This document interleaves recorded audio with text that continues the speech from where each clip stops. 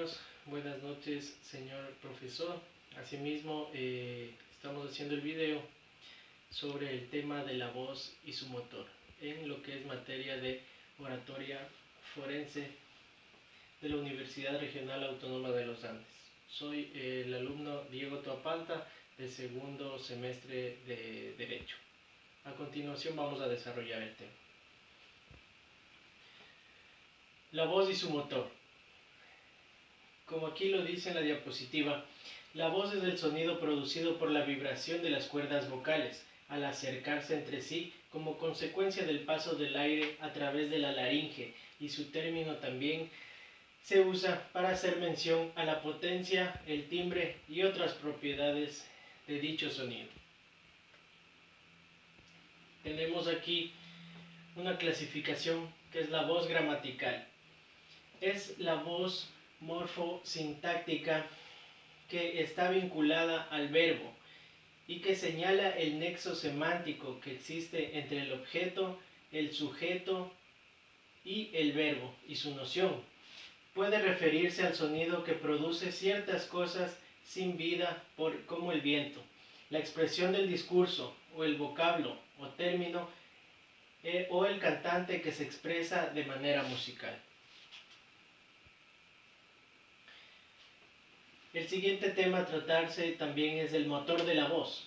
El motor de la voz son órganos del cuerpo humano que trabajan entre sí para generarla como el cerebro, las cuerdas vocales, los músculos laríngeos y los órganos resonadores. Aquí vamos a subdividir a todos estos órganos como lo es el cerebro. En este caso, la voz es un signo codificado por el cerebro que nos permite la comunicación.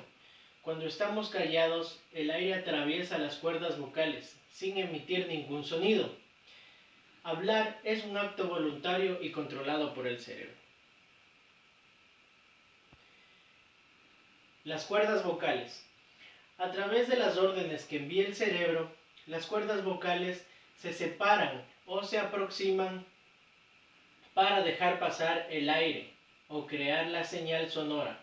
Cuando más se aleja una de otra, la voz es más grave. Tenemos también otros músculos laríngeos.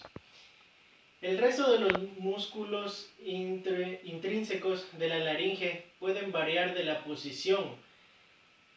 Los cartílagos y las cuerdas vocales, así como su forma y tensión.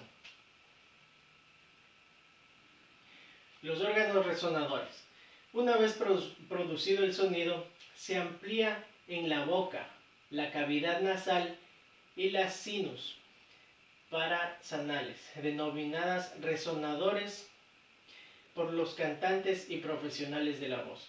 La posición de los labios, del velo, del paladar y de la lengua permite la articulación de los sonidos, como lo vemos en la imagen. Las fosas nasales, la nariz.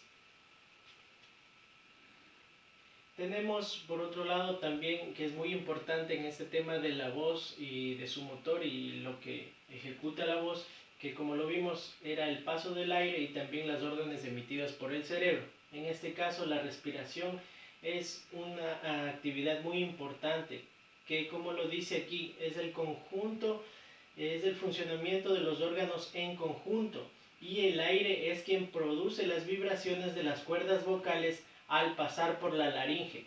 Para mejor entendimiento, dividiremos estas en tres etapas.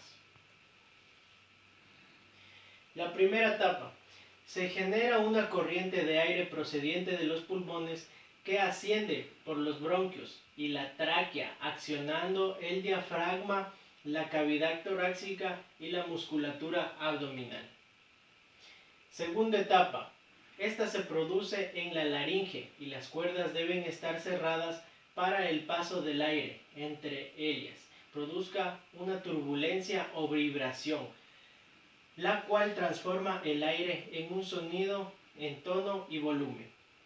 Viene la tercera etapa. Este sonido es enviado a través de la garganta, la nariz y la boca dando al sonido resonancia, es decir, el sonido de la voz de cada persona.